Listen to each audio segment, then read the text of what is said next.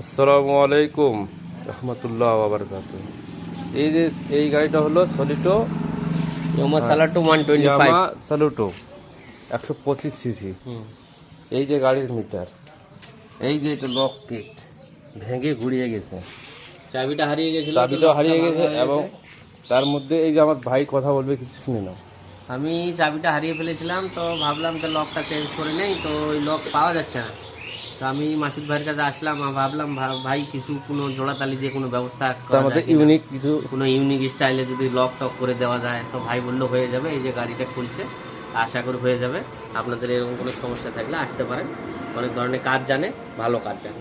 হ্যাঁ, এই যে গাড়ি, ঠিক আছে। তার মানে ইউনিক কি হবে? ইউনিক হবে এই যে এটা, আপনার সবাই দেখিয়েছেন সলিটো গাড়ির চাবি কেমন হয়। আমি এটা চাবি একবার ইউনিক বানিয়ে দিলাম, যেমন কেউ বলতেই পারবে না এটা কী গাড়ির চাবি, R15 না FZ না MT, কিন্তু এটা হলো কি সলিটো 125 সিসির বাইকের চাবি। আচ্ছা, আলহামদুলিল্লাহ, ফিটিং করে দেই, তারপরে কথা। আর যদি মেকানিক হয়েও থাকো, কেউ যদি মেকানিক হয়ে থাকো, তাহলে বুঝতে পারবে এই চাবিটা, এই লক সেটটা সেট করতে কীরকম একটু মেহনত আছে, ওটা করতে হবে ভাই।